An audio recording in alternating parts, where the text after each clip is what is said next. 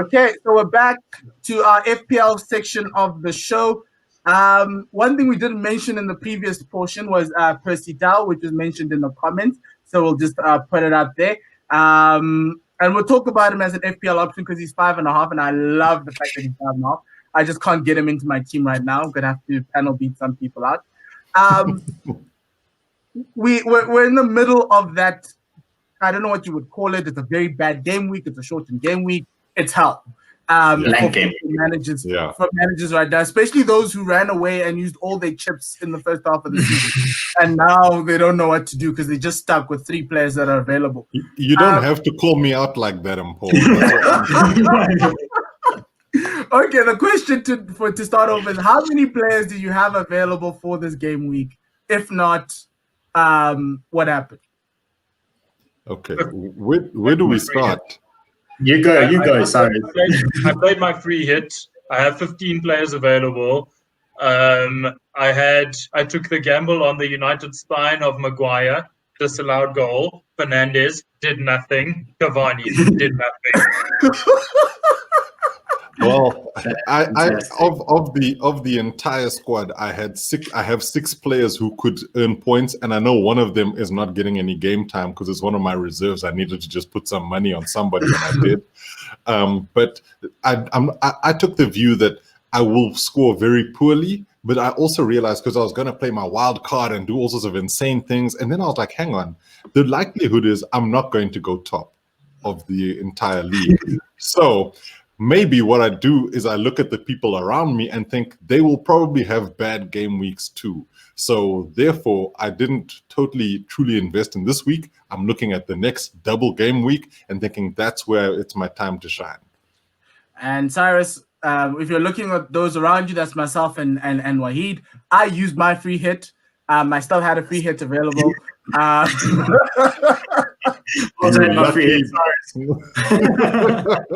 the first time, I think in my FPL history, I've got Kane and Son leading the line, hoping to take out a Fulham that we had 3 days to prepare for them. So hopefully something's going to happen because Bruno doesn't want to play for me, nor does Seamus Coleman, who came on as a sub. Funny story about Bruno. I've always not picked him because my idea was that if I pick him, it's bad. It's bad juju. It's bad juju. Yeah. Last night was the first time I picked him. Bad juju. And there we go. Out of everyone's fantasy team from now on. You drop Bruno.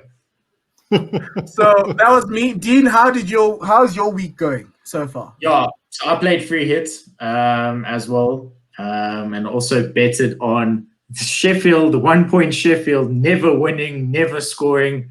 Put all my money on Newcastle defense. Carlo got Clark and Wilson. Oh, brilliant. So I checked at about 60 minutes, it was 0-0, and then all the points came up. It was like I had 18 points, scored that goal, and I went down to 6. So again, but that's still not bad, considering that a lot of us are just like, well, that might be, we're dreaming of getting those 6 points, and you've still got other players to score for you. Yeah, fair. So we're just kind of hoping on, obviously, Kane to pull it out the bag and score a double hat-trick against Fulham.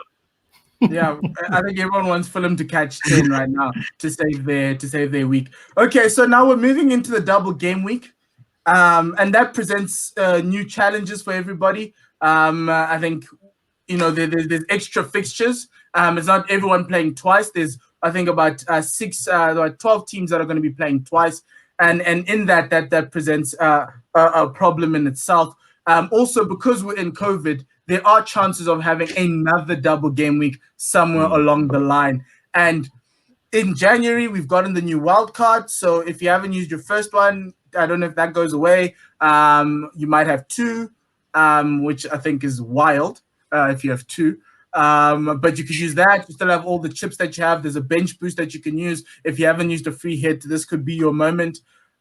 What's the strategy, Wahid, that you're going into in this double game week? Is this an opportunity to set your team up, set your squad up for the rest of the season with a wild card? Yeah. So Like, I'm not sure which wildcard I'd go for because I only realized that there was a double game week coming after I played my free hit for this for this one here. And in retrospect, I should have kept my free hit for the double game week. You make more points that way. Having said that, I've done that before, where I've gone and played a free hit a double game week. And what I've generally found is that managers use a lot of rotation in a double game week. So you might go balls to the wall on like captaining De Bruyne, and Pep actually goes, actually, you know what? He'll bench one of the games. So it's always a gamble in the double game week because there's usually a bit of rotation. So my thing with a double game week is to pick my squad, and if they have two games, then great, and ride that wave, and usually just pick your captain from someone who has two games. But I wouldn't go play a free hit on a double game week. Yeah. Sai, what are you planning for this game week? You know, I'm sure you can tell just how enthused I am, because FPL is just FML. And I think the crazy thing about it is that when we started this whole show and we talked about fantasy stuff, and I took my notes when I listened to AB and I listened to Wahid and the rest of you guys talk about stuff, I was like, okay, I'm going to triple captain at some point in the season. Wait for a double game week. So that's what I've been waiting for. Every time I think, okay, this might be it, I'm like, nope, this is the one. So if I'm ever going to triple captain somebody, it's happening this week. And there's a host of options to have that. I do have my wild card available, and there's changes in my team that I like to make. There's certain players, like for instance Luca Dean, who I'd completely missed that he was back in action, who has always been a fairly good option when it comes to fantasy because he offers so much. I'm looking at rejigging pretty much my entire team. There's certain players who have served me well and I think will do relatively well for a long period of time. But is this really the time to be banking on Jamie Vardy? Hashtag I don't know. So I'm just looking at where I can actually make some minor tweaks in order to bring more impactful players in, and then also to try and rethink how I view strikers in this league, because it doesn't seem to be a strikers league. It seems to be more a midfielders league. And so spending so much on strikers is actually, shooting myself in the foot. And with Dominic Calvert-Lewin out, I mean, God, I don't know, guys. I don't know. These anchors are just falling away. My ship is floating at sea. So I'm going to hope for the best. That's what I'm doing. I'm triple captaining somebody, and I'm hoping for the best. I know with the fixtures looking the way they are, with the fixtures the way they are, it might be very tempting to go with a City player as a triple captain. The only problem is that game number 2 is against Aston Villa, and you're just trying to figure out if you're going to triple captain someone based on the idea that they're going to play 2 games for a game to be cancelled. It's a big risk there. So exactly. On the Villa note, the players should be out of quarantine by Thursday, which is tomorrow. And obviously they've moved their game back. I think their game is now moved to Sunday.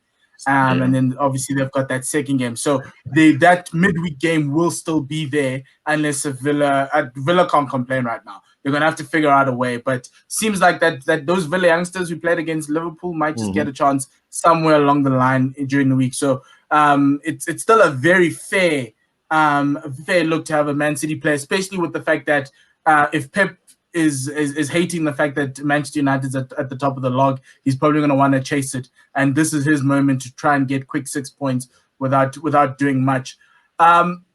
Dean, what's your strategy? I think you are planning to do the wild card. Sai told us that he wants to rejig his strikers. Where are you going to be panel beating your squad? Yeah, so what I've been doing is the fixtures for double game week 19 came out in like mid-December. So what I was trying to do was make my transfers from about 4 game weeks back, in particular focus to have guys that are going to play 2 game weeks. So I've got 11 guys at the moment that have double game weeks on 19. The one thing though is you can't actually ignore some of the guys that have single games, even though it's a double game week. And particularly Spurs are playing Sheffield, so Sheffield away. So those are the kind of games you can't really ignore Son or Kane in that kind of game, because if it were any other game week, you would be putting the captain's armband on one of them and it would be fine. So I've tried to get a mixture of kind of targeted fixtures like Spurs against Sheffield, but then also looking at getting the rest of my guys to be double game week and then to bench boost as well. So trying to leave the wild card for a bit. The other thing, just on a slight differential captain, West Ham's fixtures are Burnley and West Brom both at home. So someone like a Souček or something like that could be a good differential captain for both of those game weeks, because as Wahid said, rotation is probably a big factor, but Souček looks to be a mainstay in that team. So he's definitely going to get 4 points, probably hit that with 8, and he more than likely comes up with a goal. It's kind of a good choice. Thomas Souček. Okay, that's an interesting one. He's still on my team. I'm not getting him out.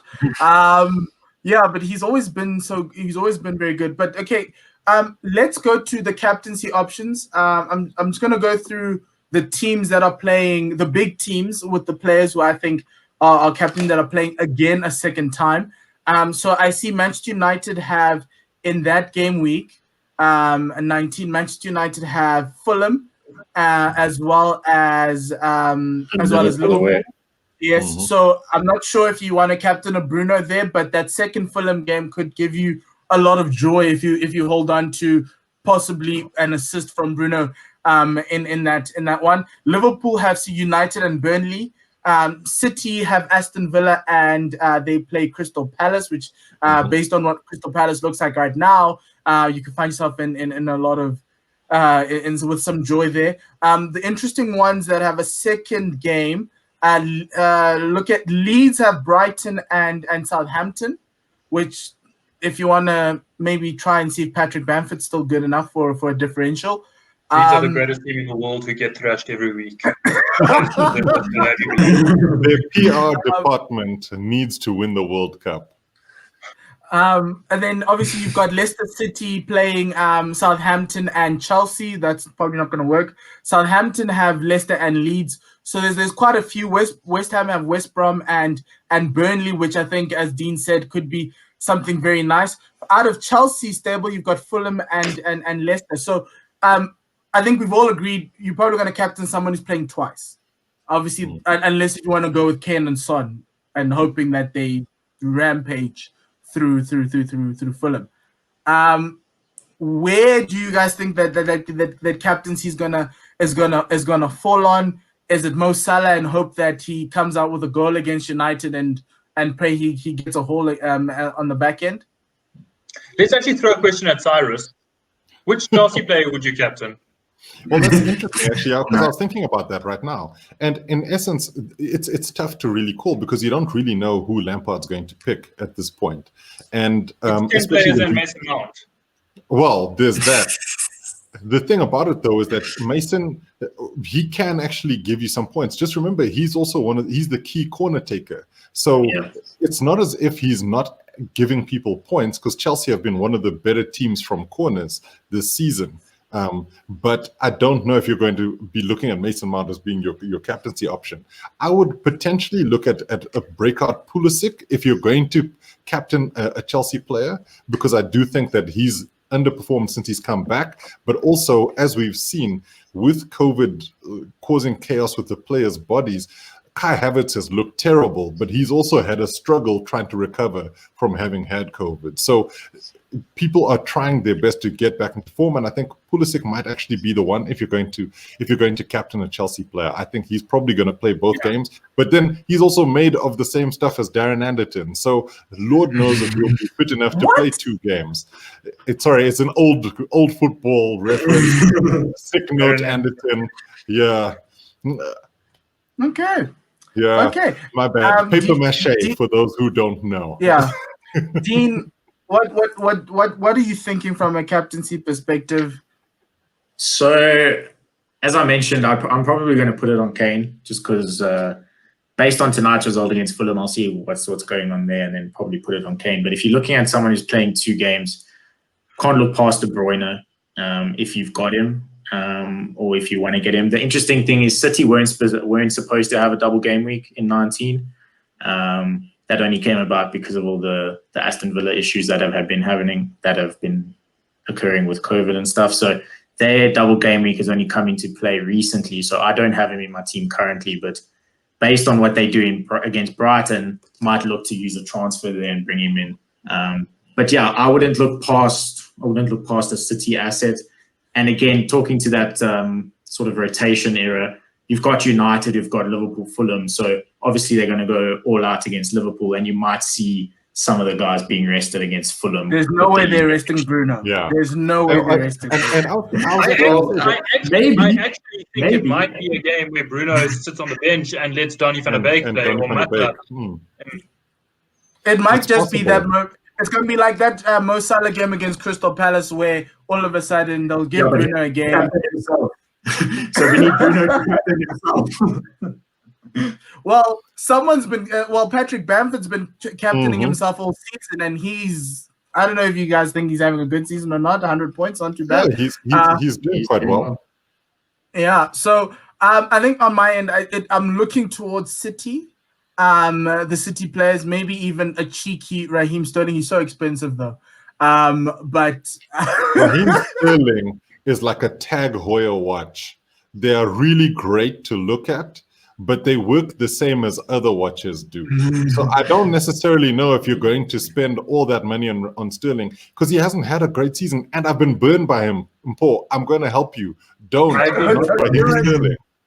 I'll listen to you, Si. But I was thinking about it because I think the last time I watched City play just before New Year's, Sterling and De Bruyne were looking pretty good, and they seem to be the only two to be driving the City team forward. He is more frustrating than an empty Christmas stocking. It's just it's not worth it. It's not worth it, Paul. Yeah. The interesting one there is Riyad Mahrez. Usually when he plays, he does something FPL wise. The problem you just never know when he's going to play. When he's going to play, yeah. Yeah, well, he's on trial in my free hit team for this week. So if he does quite well, he might come back in. But don't use that as being the reason why you think Pep is going to be watching you. Yeah.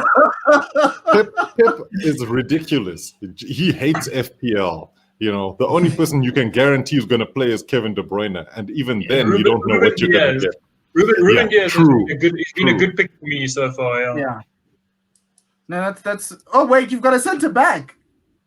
Yeah, the stars conspired. I had some. I picked Ruben Diaz. Okay, that's good. Okay, so any games that you're thinking that someone might collect points and cheeky points here and there that you think could be a differential?